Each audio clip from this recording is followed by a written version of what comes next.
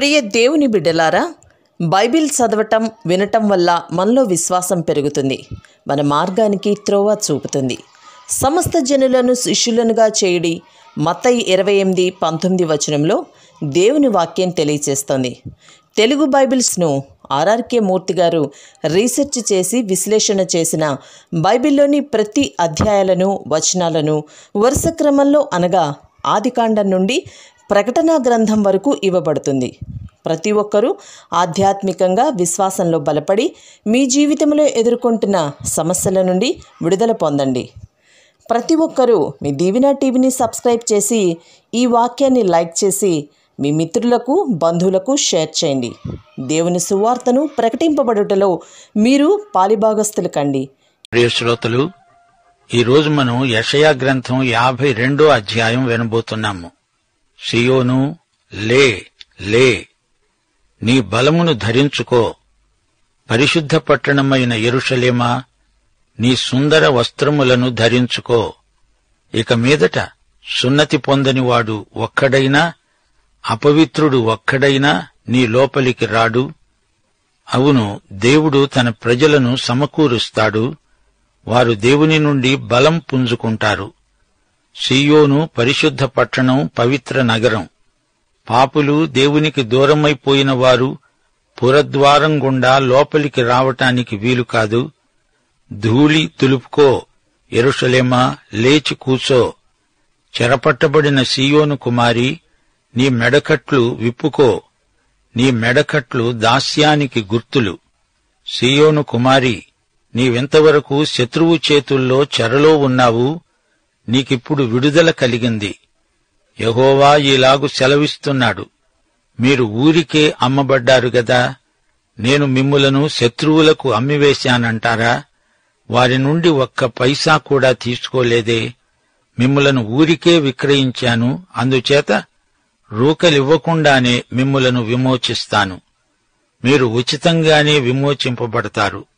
దేవుడైన యెహోవా అనుకుంటున్నదేమిటంటే, తాత్కాలిక నివాసము చేయడానికి పూర్వకాలమున నా జనులు ఈజిప్టుకు పోయారు. అష్షూరు నిర్నిమిత్తముగా వారిని బాధపరిచింది. నిష్కారణంగా నా ప్రజల పట్ల ఈజిప్టు, అష్షూరు నియంతలుగా వ్యవహరించారు. నిర్దాక్షిణ్యంగా వారిని బాధించారు, వేధించారు. నేను నా ప్రజలను విమోచించాను, విడుదల చేశాను. శ్రోతలు వింటున్నారా? ఇశ్రాయేలు శేషిత జనాంగం, విముక్త ప్రజ. దేవుడు వీరిని ఉద్దేశించి మాట్లాడుతున్నాడు. యేసుక్రీస్తే యెహోవా ఆదర్శ సేవకుడు. ఇశ్రాయేలు మేలుకో అంటూ దేవుడు వారిని జాగరితం చేస్తున్నాడు. ఇశ్రాయేలు భూమిలో సియోను భౌగోళిక ప్రదేశం మాత్రమే. దావీదుకు సియోను అంటే ఎంతో ఇష్టం. మన ప్రభువు మన పట్ల విమోచనాత్మకమైన గొప్ప కార్యం చేశాడు. ఈ భౌగోళిక ప్రపంచాన్ని యేసు ప్రభువు వచ్చి పూర్తిగా విమోచించబోతున్నాడు. సృష్టి యావత్తు ఇంతవరకు ప్రసవ వేదనతో మూలుగుతోంది. విమోచన కోసం కనిపెట్టుకొని ఉంది. ఆ మాటకొస్తే యేసుక్రీస్తు వచ్చి క్షయాధీన దాస్యంలో ఉన్న మన శరీరాలను సైతం విమోచిస్తాడు. సృష్టి యావత్తు విమోచన పొందుతుంది. యేసుక్రీస్తు ఈ గొప్ప క్రియ జరిగించటానికే రాబోతున్నాడు. పాత నిబంధన ధర్మశాస్త్ర వ్యవస్థా కాలంలో వ్యక్తులకే కాదు, వారి ఆస్తికి కూడా విమోచన ప్రతిపాదించబడింది. యెరూషలేముకు విమోచన కావాలి. మత వ్యవస్థ నుండి విడుదల రావాలి. అది మెస్సీయా ద్వారానే కలగాలి. అప్పుడుగాని వారి దాస్యం తొలగిపోదు. విమోచన క్రయం శత్రువుల నుండి ఆయన తీసుకున్నది లేదు, ఇచ్చేదీ లేదు. గత చరిత్రను జ్ఞాపకం చేసుకోండి.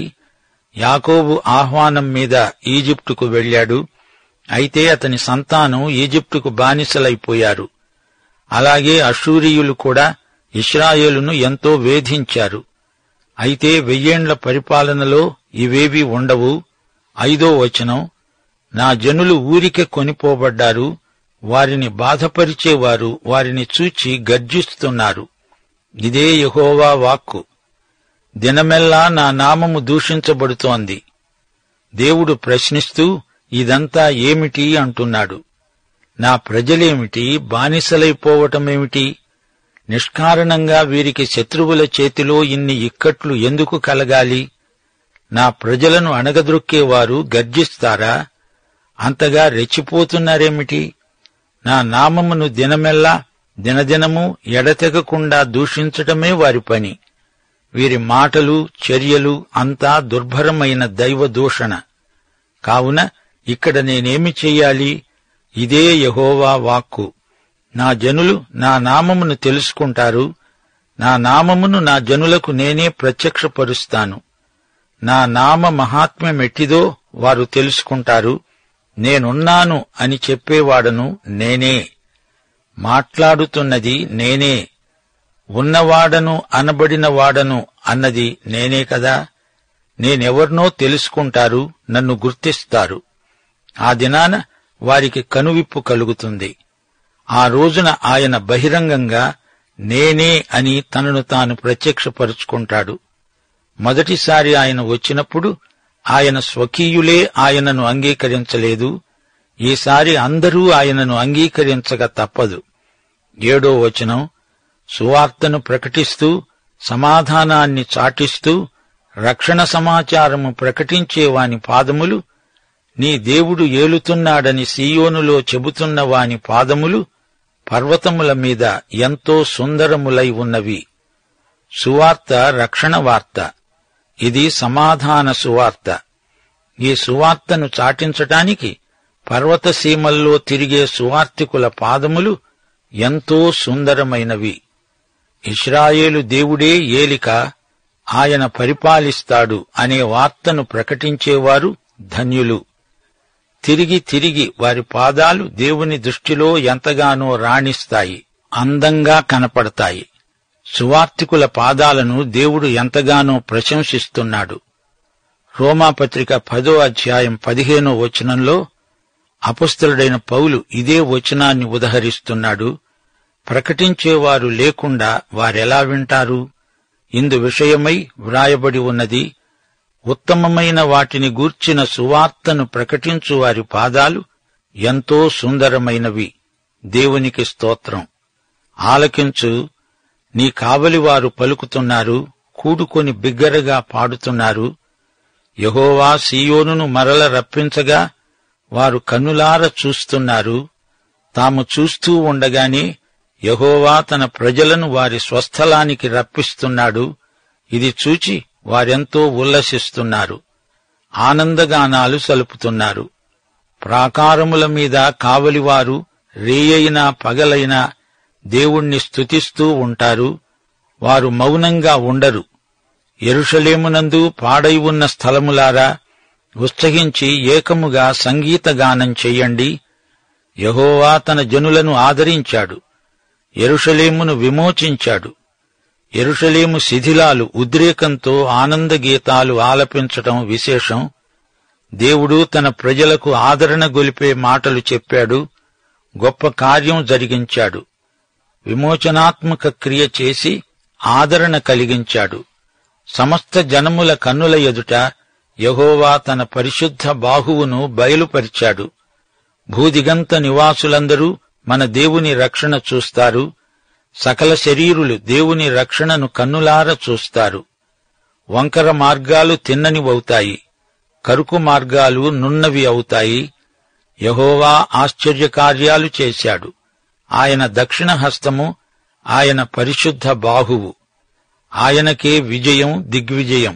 అన్యజనుల ఎదుట ఆయన రక్షణ, ఆయన నీతి వెల్లడి అయ్యాయి. ఇశ్రాయేలు పట్ల ఆయన చూపిన కృప, విశ్వసనీయత ఎంతో గొప్పవి. భూదిగంత నివాసులకు ఆయన కలుగజేసిన కృప ఎంతో గొప్పది. ప్రియ శ్రోతలు, వింటున్నారా? యెరూషలేము పరిశుద్ధ పట్టణం. అయితే యెరూషలేము శిథిలమైపోయింది.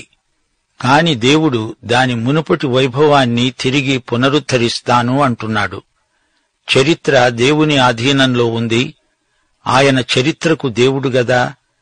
విలాప కుడ్యము అనగా ఆ గోడ దగ్గర అందరూ ఏడుస్తారు. కాని వారి విషాదమంతా ఆనందంగా మారిపోతుంది. దేవుడు మారుస్తాడు. వెయ్యేండ్ల పరిపాలనా కాలం అందరికీ ఆనంద సమయం. ఈ రోజున క్రీస్తునందు మనకెంతో ఆనందం, మహానందం, పరమానందం. 1 యోహాను 1:4 చెప్పబడిన మాట, మన సంతోషము పరిపూర్ణమవడానికి మేము ఈ సంగతులను రాస్తున్నాము అంటున్నాడు భక్త యోహాను. ప్రియ శ్రోతలు, రండి, ఆనందించండి. మత్తయి శుభవార్త 6:10 ప్రభువు ఆకాంక్ష, నీ రాజ్యము వచ్చునుగాక.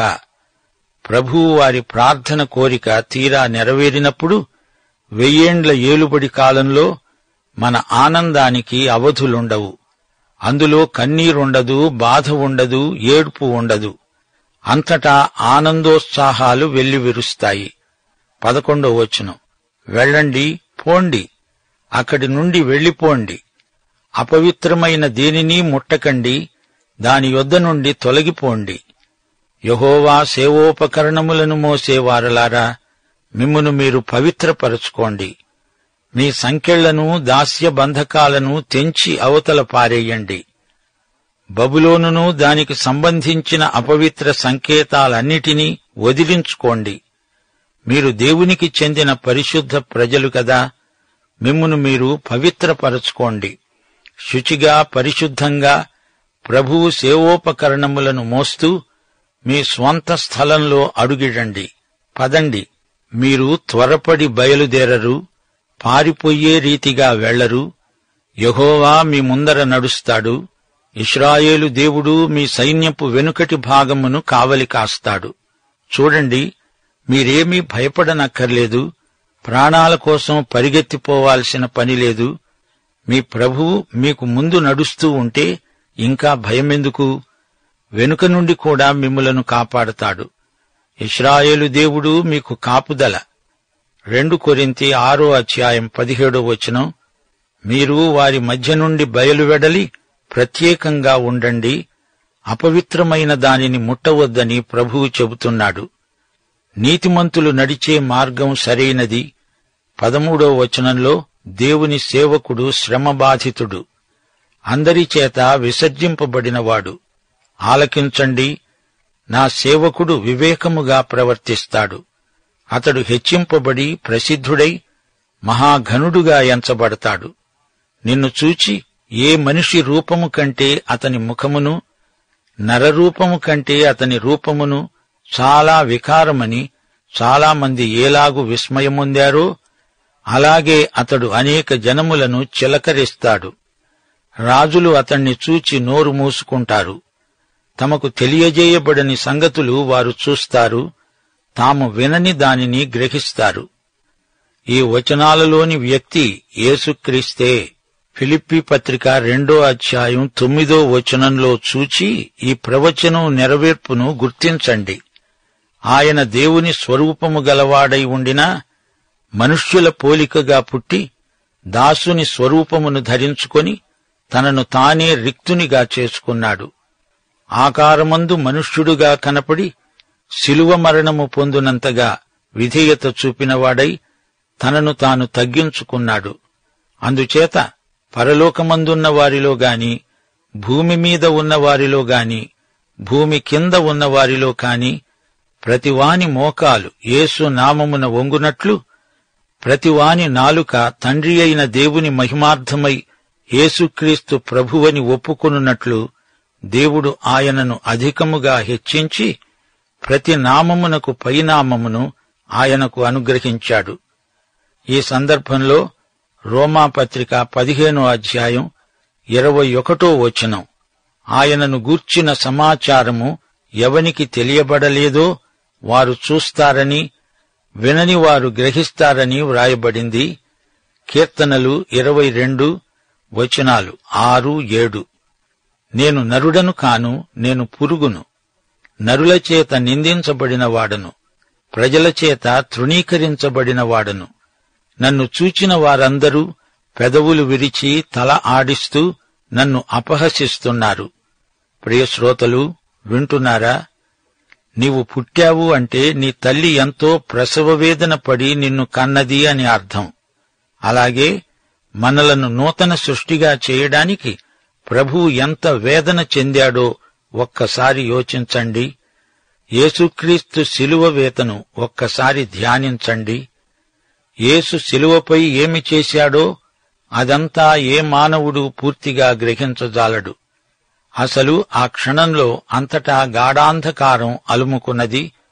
ఏ మానవమాత్రుడూ అది పూర్తిగా చూడలేదు కూడా. శిలువే దేవుని బలిపీఠం, దానిపై దేవుని గొర్రెపిల్ల బలి. లోక పాపమంతటినీ మోసుకొని పోయిన దేవుని గొర్రెపిల్ల. ఆ చివరి 3 గంటల తరువాత దేవుని వెలుగు శిలువపై ప్రసరించింది. యేసు శరీరం మాంసపు ముద్ద అయింది. ఆయన అందమంతా ఏమైంది? యేసు మన కోసం తనను తానే బలిగా అర్పించుకున్నాడు. అది అసలు రహస్యం. ఆయన రూపం వికారమైంది. ఎందుకు? నీకోసమే, నా కోసమే. ఆయన అనేక జనములను చిలకరిస్తాడు. అంటే విస్మయమును ఆశ్చర్యమునే ఆయన అన్ని జాతులపై, అన్యజాతులపై కూడా చిలకరిస్తాడు. చిలకరింపు అంటే దేవుని రక్తపు పలకరింపు. ఆయన మరణం అనేకులను ఆశ్చర్యచకితులను చేస్తుంది. యేసు మరణం ఇహపరములలో ఎంతో ఆశ్చర్యకరం. మర్మమును ఎవరూ పూర్తిగా వివరించజాలరు. విశ్వాసమే మన ప్రతిస్పందన. శ్రోతలు, శిలువపై వ్రేలాడే యెహోవా సేవకుణ్ణి యేసుక్రీస్తును మీ ఆత్మనేత్రాలతో చూడండి. ఆయన నిర్దాక్షిణ్యంగా కొట్టబడ్డాడు. ఆయన రక్తం కార్చాడు. అయితే ఆయన శ్రమలు లోకాన్ని శుద్ధి చేస్తాయి, పవిత్రీకరిస్తాయి. 1 పేతురు 1:2 మనము యేసుక్రీస్తు రక్తము వలన ప్రోక్షించబడిన వారము. సోదరీ సోదరులారా, ప్రియ శ్రోతలారా, యెషయా గ్రంథంలో పరిశుద్ధాత్మ పలుసార్లు పేర్కొనబడ్డాడు. 11:2 యెహోవా ఆత్మ జ్ఞాన వివేకములకు ఆధారమైన ఆత్మ, ఆలోచన బలములకు ఆధారమైన ఆత్మ, తెలివిని, యెహోవా యెడల భయభక్తులను పుట్టించే ఆత్మ ఆయన మీద, అనగా యేసుక్రీస్తు మీద నిలుస్తాడు. యెషయా 32:13 పరిశుద్ధాత్మ పైనుండి మన మీద కృమ్మరించబడినప్పుడు అదే గొప్ప ఆశీర్వాదం. యెషయా 34:16 యెహోవా గ్రంథమును పరిశీలించి చదువుకొనండి, అది ఆయన నోటి ఊపిరి, ఆయన నోటి నుండి వచ్చిన ఆజ్ఞ. యెషయా 40:13 యెహోవా ఆత్మే ఆలోచనాత్మ, వివేకాత్మ, న్యాయాత్మ, జ్ఞానాత్మ. 42:1 దేవుని సేవకుడు, దేవుడు ఏర్పరచుకున్నవాడు, దేవునికి ప్రాణప్రియుడు అయిన క్రీస్తునందు ఉన్న ఆత్మ పరిశుద్ధాత్మ. యెషయా గ్రంథం 44:3-5 వరకు దేవుని సంతతి మీద కృమ్మరించబడిన ఆత్మ. దేవుని ఆత్మ నింపుదల వల్ల దేవుని బిడ్డలు వర్ధిల్లుతారు. యెషయా గ్రంథం 48:16 ప్రభువైన యెహోవా ఆయన ఆత్మ ఏకీభవించి ప్రవక్తను సేవకై ప్రత్యేకించారు. అపొస్తలుల కార్యములు 13:2 వారు ప్రభువును సేవిస్తూ ఉపవాసము చేస్తూ ఉండగా పరిశుద్ధాత్మ వారితో అన్నాడు, నేను బర్నబాను, సౌలును, అనగా పౌలును పిలిచిన పని కొరకు వారిని నాకు ప్రత్యేకపరచండి. ప్రియ శ్రోతలు, బైబిలంతటా యేసుక్రీస్తు ప్రత్యక్షం ఉంది. బైబిలు యేసు పుస్తకం. యేసుక్రీస్తు బైబిలుకు కేంద్రంలో ఉన్న కథానాయకుడు. మానవులను, మానవతను ప్రేమించి ప్రాణం పెట్టిన మహాశ్రమబాధితుడు. యెషయా గ్రంథంలో యేసు ఎంత తేటగా కనిపిస్తాడో చూచారా? యేసు పాత నిబంధన ప్రవచనాలను నెరవేరుస్తున్న ప్రవచనమూర్తి. యేసు మనుష్య కుమారుడు, దేవుని కుమారుడు. యేసుక్రీస్తే మెస్సియా. యేసుక్రీస్తు మానవుల పాపాలను క్షమించడానికి దేవుని అధికారం పొందినవాడు. ఆయన మన ప్రభువు, రక్షకుడు. లూకాసు వార్త 19:10 నశించిన దానిని వెదకి రక్షించే రక్షకుడు. యోహాను సువార్త 13వ అధ్యాయం 13-14 వచనాలలో ప్రభువు అన్నాడు, బోధకుడని ప్రభువని మీరు నన్ను పిలుస్తున్నారు.